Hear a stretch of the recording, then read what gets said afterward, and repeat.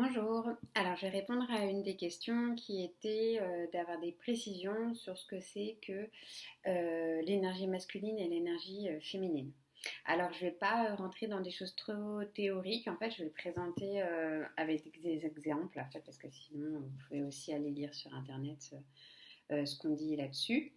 Et je vais en fait parler de énergie masculine et féminine au niveau ancestral et énergie masculine et féminine au niveau actuel, c'est-à-dire tel qu'on devrait les incarner maintenant en fait.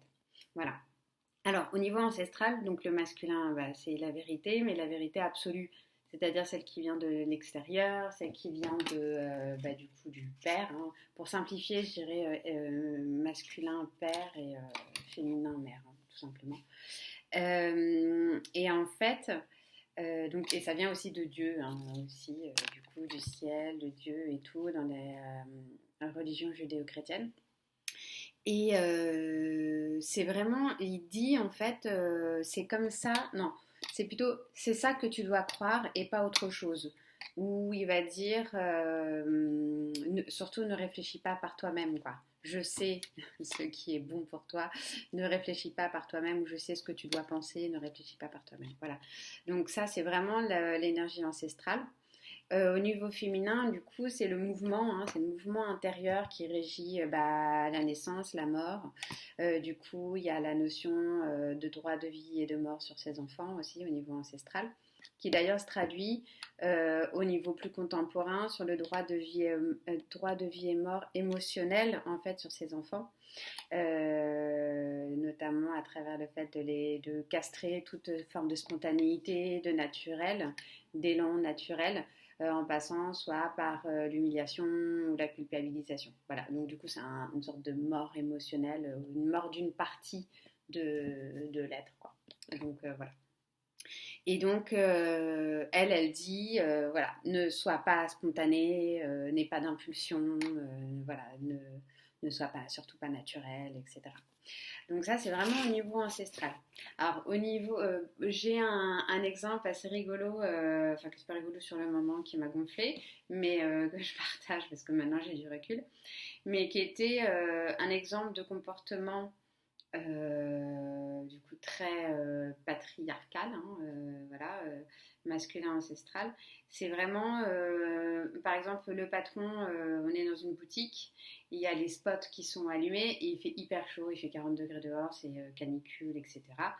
Et en fait, et donc moi j'éteins une partie des lumières qui sont au-dessus de ma tête et qui râle parce que j'ai éteint et qui trouve que ça fait trop sombre.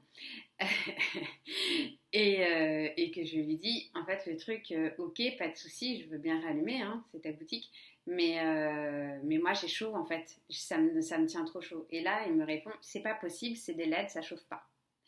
Et en fait, c'est du coup, il y a vraiment une dissonance quoi, qui est, mais moi, je sais ce que je ressens.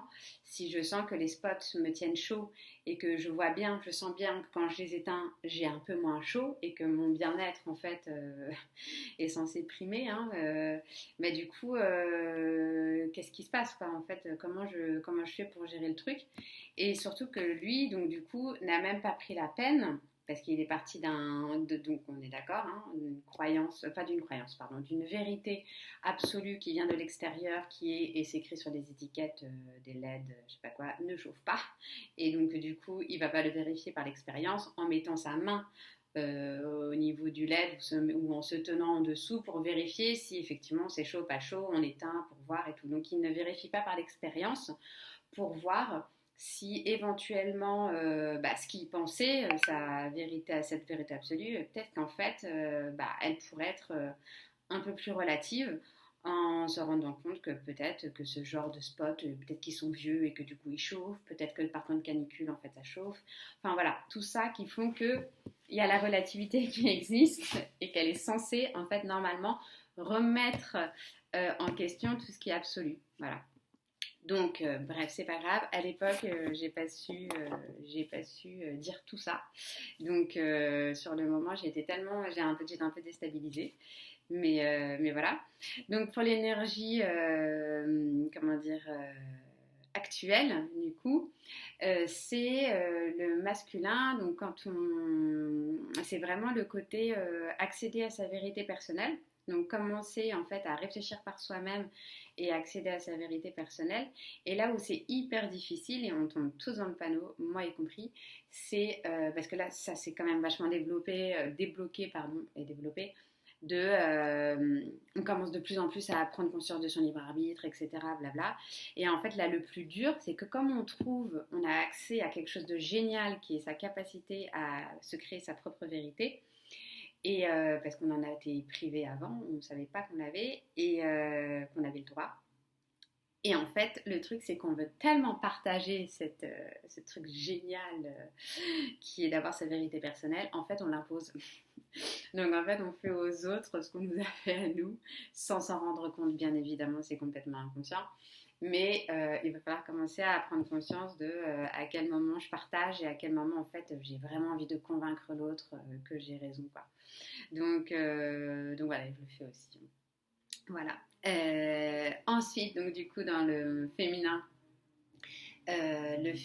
actuel, du coup, c'est la légèreté, en fait, la spontanéité, la légèreté dans les actions, dans les relations, la capacité à interagir de manière assez légère, quoi, en fait, sans alourdir. Alors attention à pas confondre joie et légèreté, c'est pas la même chose. C'est vraiment une façon de prendre les choses telles qu'elles sont et éventuellement de les transformer, de les alchimiser et ensuite d'être capable de les laisser après. Parce que le féminin qui s'alourdit, c'est souvent le fait de vouloir absolument rester relié aux gens alors que l'expérience, elle est finie.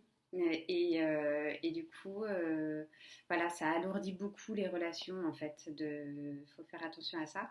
Et donc, quand on arrive du coup, à s'aligner, c'est-à-dire à relier son masculin et son féminin, parce qu'un être humain, en fait, forcément, il a une polarisation, une femme a une polarisation féminine, mais il faut qu'elle développe son masculin, et donc qui ait la capacité à penser par elle-même, à accéder à sa vérité personnelle, à travers son vécu, en fait, à travers ses expériences, etc.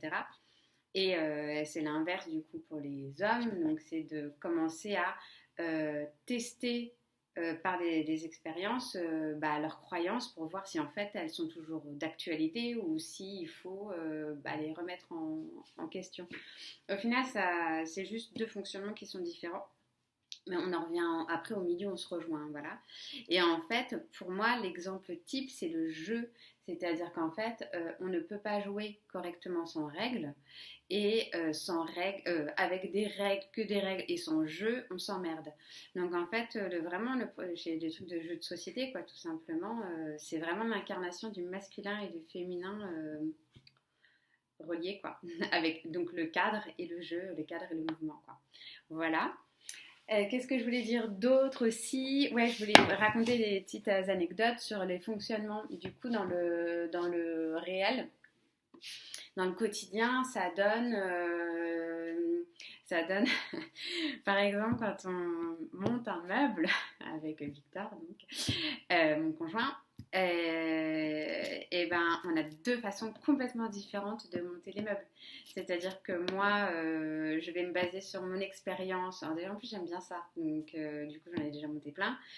Et donc, je me base sur mon expérience et je touche. J'ai besoin de toucher, j'ai besoin d'assembler, etc. Même si je ne vise pas tout de suite. Et en fait, c'est que quand je suis bloquée que je regarde le mode d'emploi, c'est vrai, ou que j'ai fait une connerie. J'ai merdé et je suis là, mince, il faut que je revienne en arrière et je regarde le mode d'emploi. Voilà. Et Victor, lui, c'est l'inverse. Il va aller regarder, il va lire pendant des heures le mode d'emploi. Et c'est que quand il a fini le mode d'emploi et qu'il a tout bien conceptualisé, là, il peut plonger dans l'expérience. Et moi, je ne peux pas faire ça, en fait. Je ne comprends pas. Donc voilà, et donc du coup, faut trouver peut-être pas un compromis, mais quelque chose un peu au milieu qui est, on fait chacun de notre côté notre partie du meuble et on se chronomètre pas, mais ça pourrait être rigolo de se chronométrer pour savoir lequel termine le premier. Et en fait, et après on assemble les deux trucs. Alors parfois ça donne lieu à des tensions, parfois on rigole, voilà. Enfin bref, c'est toujours très rigolo au final. Et voilà, donc c'est un petit exemple pour comprendre en fait les fonctionnements différents, quoi. C'est vrai que voilà, moi je sais que je pars et j'ajuste au fur et à mesure et Victor va vraiment aller chercher les informations avant d'y aller. Et qu'est-ce que je voulais dire aussi? Ouais, d'ailleurs, dans la façon de chercher les infos, Victor va beaucoup sur Google, sur tout, mais genre sur des questions même de trucs un peu existentiels et tout. Moi, ça ne me viendrait pas l'idée de le faire. Et moi, quand j'ai des questions et tout, moi, je sors. Je vais dehors, je vais dans la rue, je suis mon envie d'aller me prendre un petit goûter à la boulangerie, par exemple, et prendre une petite tarte au citron. Et, euh, et en fait, j'ai des réponses, je sais pas, dans la file d'attente, dans le truc que j'entends, dans machin. Ça peut être visuel, ça peut être de la sensation. Et c'est vrai que du coup, on va pas du tout chercher les informations de la même manière, quoi. Donc voilà. Donc, j'espère que ça vous a plu. Merci pour vos questions. Il y aura d'autres vidéos. Et puis à bientôt. Voilà.